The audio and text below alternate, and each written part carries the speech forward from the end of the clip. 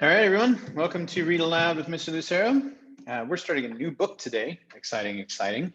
The One and Only Ivan. Now, one of the cool things about this, I have not yet read The One and Only Ivan, so I will be reading this along with you and experiencing it for the first time along with you. So I'm going to read the summary so you know what it's about, and then we'll get started. This one doesn't have traditional chapters, so we're going to have to kind of remember where we end up. I'm going to look for a bookmark here in just a second. And yeah, so the summary of The One and Only Ivan is this. Ivan is an easygoing gorilla living at the Exit 8 Big Top Mall and Video Arcade. He has grown accustomed to humans watching him through the glass walls of his domain. He rarely misses his life in the jungle. In fact, he hardly ever thinks about it at all. Instead, Ivan thinks about TV shows he's seen and about his friends, Stella, an elderly elephant, and Bob, a stray dog. But mostly, Ivan thinks about art and how to capture the taste of a mango or the sound of leaves with color and a well-placed line. Then he meets Ruby, a baby elephant taken from her family, and she makes Ivan see their home and his own art through new eyes. When Ruby arrives, change comes with her, and it's up to Ivan to make it a change for the better. So there you go. The One and Only Ivan.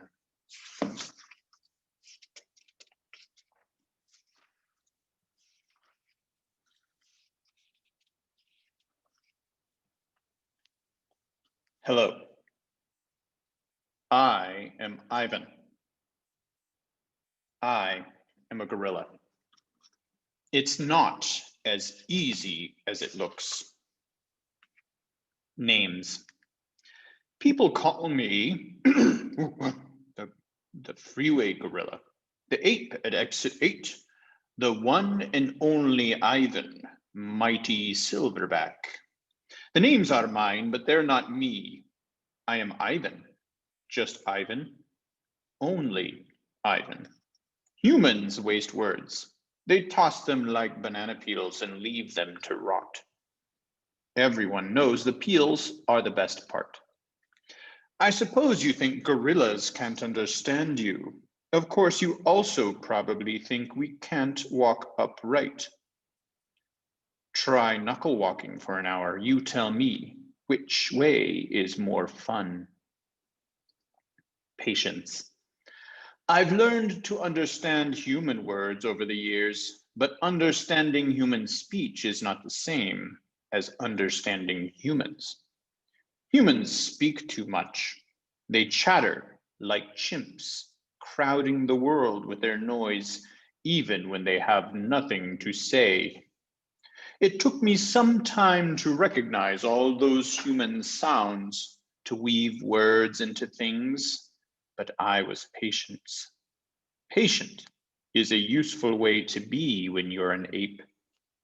Gorillas are as patient as stones. Humans, not so much. How I look. I used to be a wild gorilla, and I still look the part. I have a gorilla's shy gaze, a gorilla's sly smile. I wear a snowy saddle of fur, the uniform of a silverback. When the sun warms my back, I cast a gorilla's majestic shadow. In my size, humans see a test of themselves. They hear fighting words on the wind when all I'm thinking is how the late day sun reminds me of a ripe nectarine. I'm mightier than any human, 400 pounds of pure power.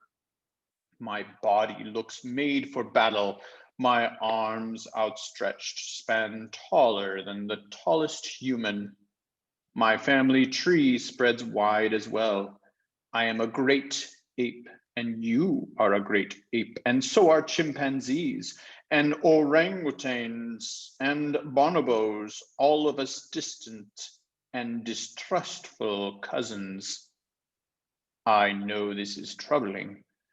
I too find it hard to believe there is a connection across time and space, linking me to a race of ill-mannered clowns. Chimps.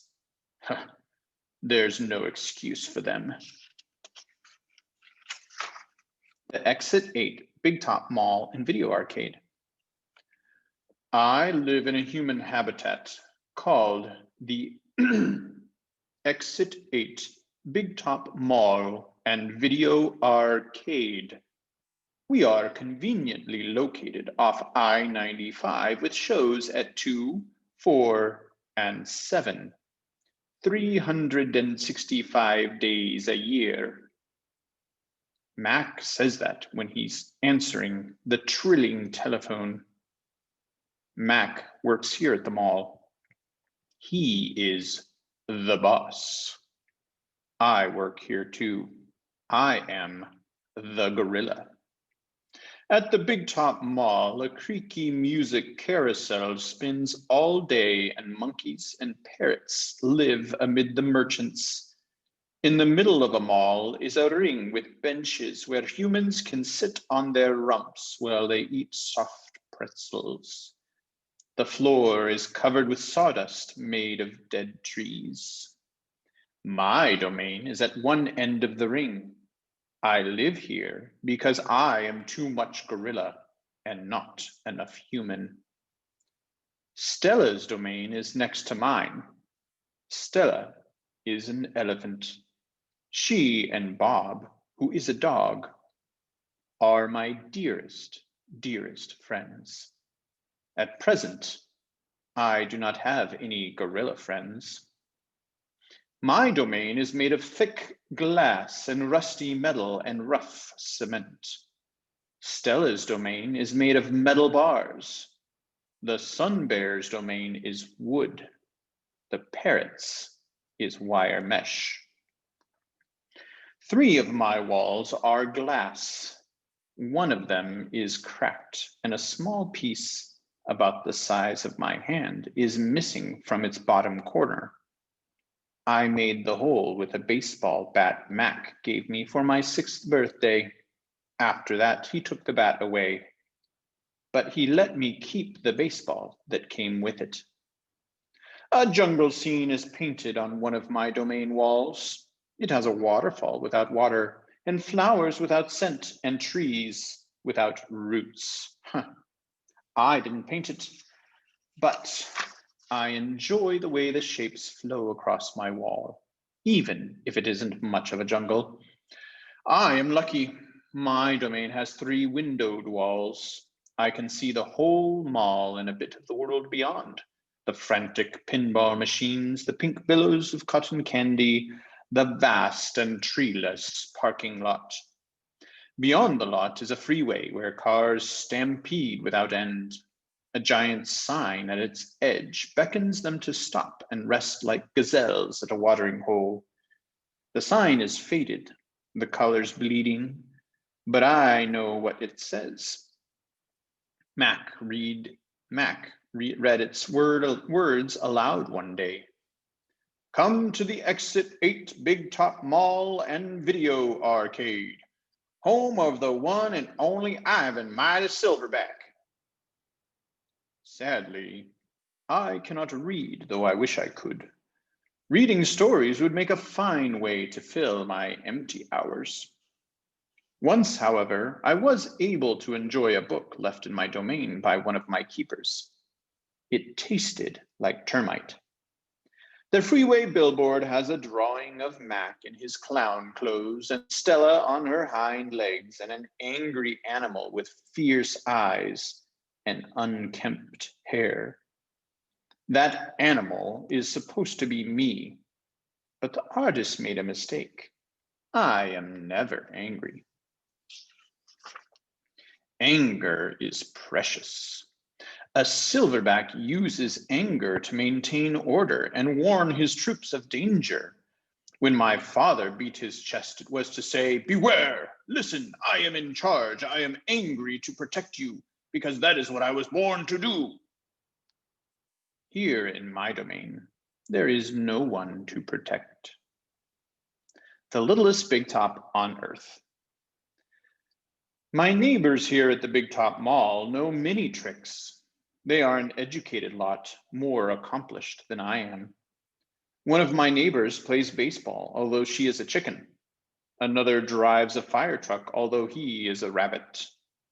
I used to have a neighbor, a sleek and thoughtful seal, who could balance a ball on her nose from dawn till dusk. Her voice was like the throaty bark of a dog chained outside on a cold, cold night. Children wished on pennies and tossed them into her plastic pool. They glowed on the bottom like flat copper stones. The seal was hungry one day, or bored perhaps, so she ate 100 pennies. Mac said she'd be fine. He was mistaken. Mac calls our show the littlest big top on earth. Every day at 2, 4, and 7, humans fan themselves, drink sodas, applaud. Babies wail. Mac, dressed like a clown, pedals a tiny bike. A dog named Snickers rides on Stella's back.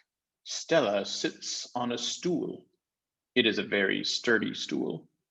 I don't do any tricks. Mac says it's enough for me to just be me. Stella told me that some circuses move from town to town. They have humans who dangle on ropes, twining from the tops of the tents. They have grumbling lions with gleaming teeth and a snaking line of elephants, each clutching the limp tail in front of her. The elephants look far off into the distance so they won't see the humans who want to see them.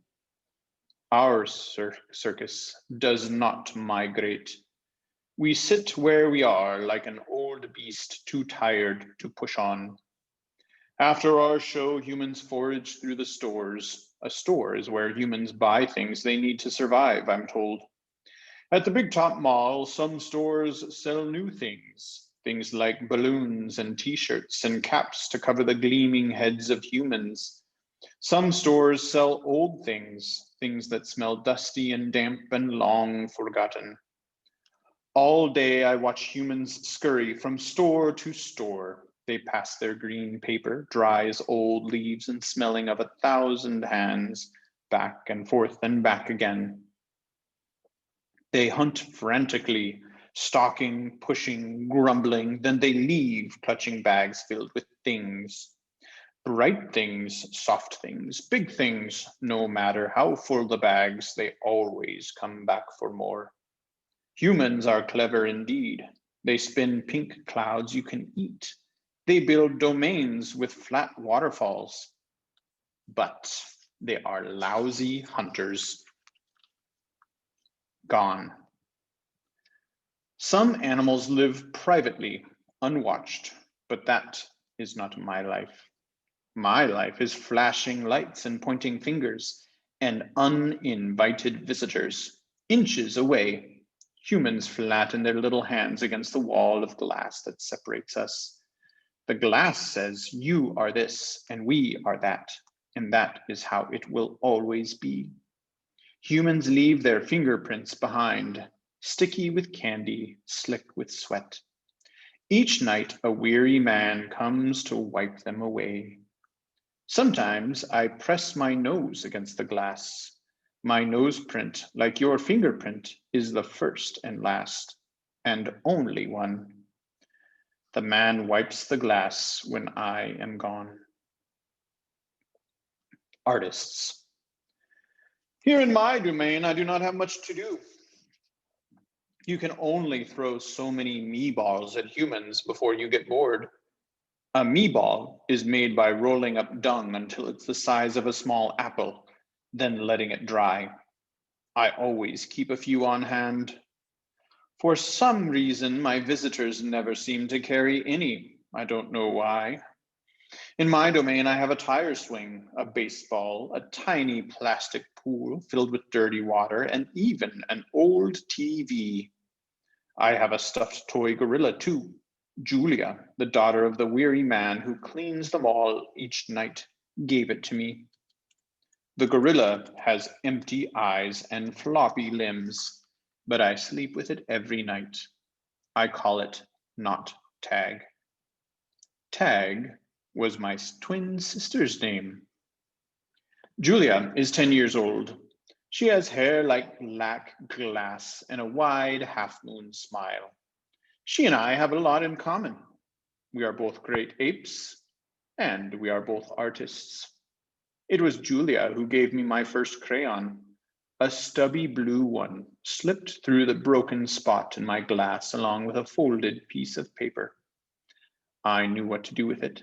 I'd watched Julia draw.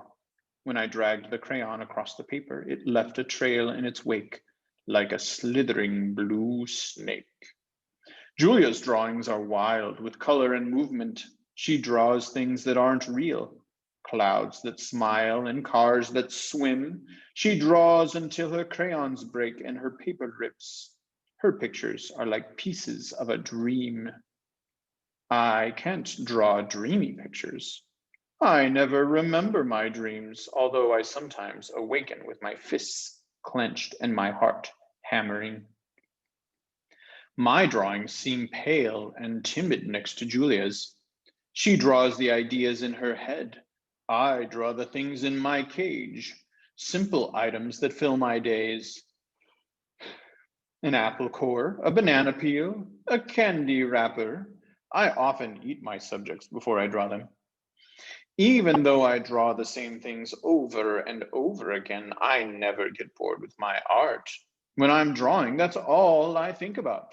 I don't think about where I am, about yesterday or tomorrow. I just move my crayons across the paper. Humans don't always seem to recognize what I've drawn.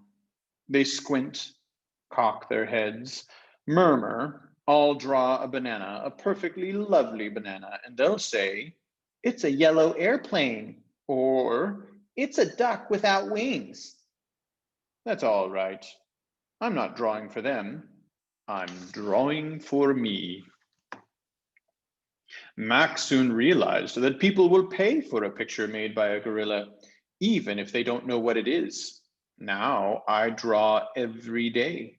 My works sell for $20 a piece, 25 if you want a frame, at the gift shop near my domain. If I get tired and need a break, I eat my crayons. Shapes in the clouds. I think I've always been an artist. Even as a baby, still clinging to my mother, I had an artist's eye. I saw shapes in the clouds and sculptures in the tumbled stones at the bottom of a stream. I grabbed at colors, the crimson flower just out of reach, the ebony bird streaking past. I don't remember much about my early life, but I do remember this. Whenever I got the chance, I would dip my fingers into cool mud and use my mother's back for a canvas. She was a patient soul, my mother. Imagination. Someday, I hope I can draw the way Julia draws, imagining worlds that don't yet exist. I know what most humans think. They think gorillas don't have imaginations. They think we don't remember our pasts or ponder our futures. Come to think of it, I suppose they have a point. Mostly, I think about what is, not what could be. I've learned not to get my hopes up. The loneliest gorilla in the world. When the Big Top Mall was first built, it smelled of new paint and fresh hay, and humans came to visit from morning till night. They drifted past my domain like logs on a lazy river. Lately, a day might go by without a single visitor. Max says he's worried. He says I'm not cute anymore. He says, "Ivan, you've lost your magic, old guy. You used to be a hit." It's true that some of my visitors don't linger the way they used to. They stare through the glass, they cluck their tongues, they frown while I watch my TV. "He looks lonely," they say. Not long ago, a little boy stood before my glass, tears streaming down his smooth red cheeks. "He must be the loneliest gorilla in the world," he said.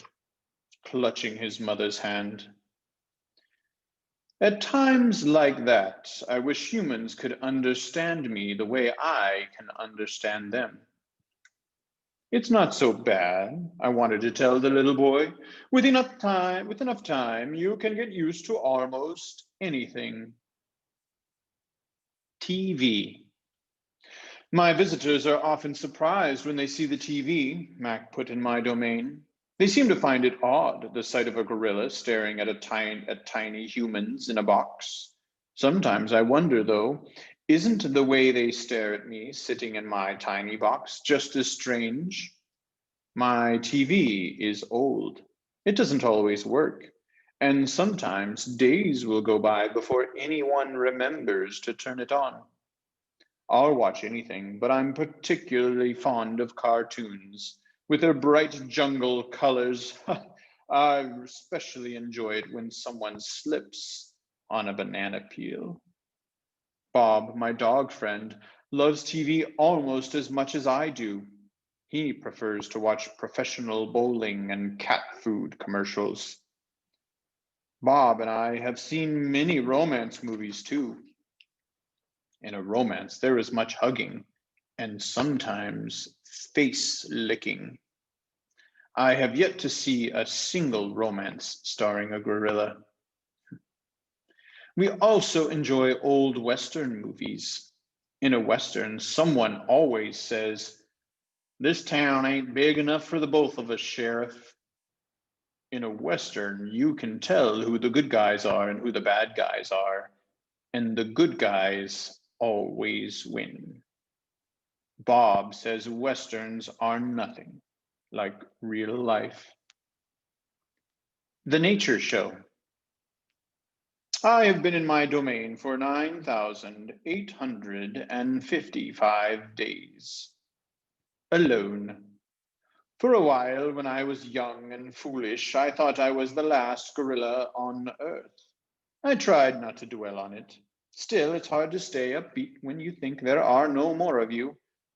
Then, one night, after I watched a movie about men in black hats with guns and feeble-minded horses, a different show came on. It was not a cartoon, not a romance, and not a Western. I saw a lush forest. I heard birds murmuring. The grass moved. The trees rustled. Then I saw him. He was a bit threadbare and scrawny and not as good looking as I am, to be honest. But sure enough, he was a gorilla. And suddenly, as suddenly as he'd appeared, the gorilla vanished, and in his place was a scruffy white animal I learned, a polar bear. And then a chubby water creature called a manatee, and then another animal, and another, and another. All night I sat wondering about the gorilla I'd glimpsed. Where did he live? Would he ever come to visit? If there was a he somewhere, could there be a she as well? Or was it just the two of us in all the world, trapped in our own separate boxes? Stella. Stella says she is sure I will see another real live gorilla someday.